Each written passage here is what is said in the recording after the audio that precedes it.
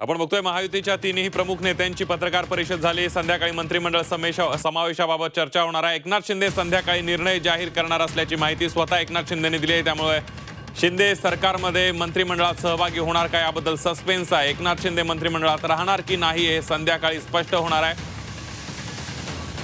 देवेंद्र फडणवीस यांनी सुद्धा पत्रकार परिषदेमध्ये सांगितलं की आम्ही एकनाथ शिंदे यांना मंत्रिमंडळामध्ये समावेश व्हावा अशा प्रकारची विनंती केलेली आहे। आणि त्यानंतर एकनाथ शिंदे बोलले, त्यांनीही सांगितलं की संध्याकाळपर्यंत वाट बघा, नेमका काय निर्णय होणार आहे ते मी संध्याकाळपर्यंत स्पष्ट करणार आहे। मात्र या सगळ्यामध्ये अजितदादा म्हणाले एकनाथ शिंदे हे संध्याकाळी सांगणार असले तर मी शपथ घेणार आहे उपमुख्यमंत्रीपदाची, माझं ठरलंय अशा प्रकारच्या वक्तव्य या तिन्ही नेत्यांचे आलेले। त्यामुळे आता एकनाथ शिंदे हे मंत्रिमंडळात राहणार की नाही याचा सस्पेन्स वाढल्याचं आपल्याला पाहायला मिळत आहे।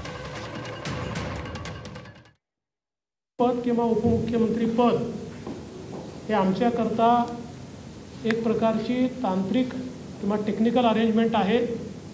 आम्ही तिघही एकत्रितपणे आजपर्यंत निर्णय घेत आलो आहोत आणि पुढेही राज्याच्या प्रगतीकरता एकत्रितपणेच निर्णय हे या महायुतीच्या सरकारमध्ये होतील आम्हाला विश्वास आहे। मी स्वतः काल माननीय मुख्यमंत्री एकनाथराव शिंदेजी यांना भेटून त्यांना विनंती केली की शिवसेनेच्या वतीनं त्यांनी मंत्रिमंडळात राहावं आणि मी त्यांना हे देखील सांगितलं की शिवसेनेच्या आमदारांची आणि महायुतीच्या सगळ्या आमदारांची देखील या ठिकाणी ही इच्छा आहे। त्यामुळे त्यांचाही आम्हाला सकारात्मक प्रतिसाद मिळेल। आज भारतीय जनता पार्टी, शिवसेना, राष्ट्रवादी काँग्रेस, जनसुराज्य पक्ष, युवा स्वाभिमान पक्ष,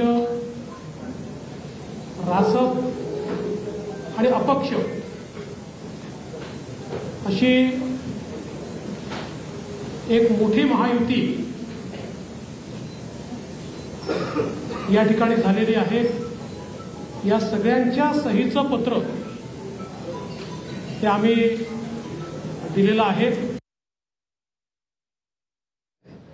की 2.5 वर्षापूर्वी इथेच वाटतं ना, तिथेच देवेंद्रजींनी मी मुख्यमंत्री व्हावं म्हणून माझ्या नावाची शिफारस केली होती आणि आज देवेंद्रजी मुख्यमंत्री व्हावेत अशी शिफारस आणि पाठिंब्याचं पत्र शिवसेनेच्या वतीने आज आम्ही दिलं आहे। तुम्ही देवेंद्र फडणवीस यांच्या कॅबिनेटमध्ये सहभागी होणार आहात? अरे बाबा, ते सांगितलं ना, संध्याकाळी आम्ही सांगतो तुम्हाला, संध्याकाळी सांगतो। मला ते एकदमच पाहिजे, थोडी कळ काढणं, थोडी थांबा। देवेंद्रजी माझ्याकडे आले, त्यांचा मनाचा मोठेपणा आहे, त्यांना धन्यवाद देतो। आमच्या सर्व महायुतीच्या आमदारांचा देखील जो काही आग्रह आहे सगळ्यांना मी धन्यवाद देतो, सगळ्यांचा आदर करतो। त्यामुळे तुम्हाला सांगू ना, अरे भैया अभी तो कहा, देवेंद्र जी ने भी कहा, मैं भी कह रहा हूँ रुको थोड़ा, अभी शाम तक रुको, अभी कल शपथ ली है ना, उनका समझ में आएगा। नहीं, मैं तो लेने वाला हूँ मैं रुकने वाला हूँ। दादा को नहीं, अरे भाई दादा को अनुभव है, दोपहर शाम को भी लेने का और सुबह भी लेने का।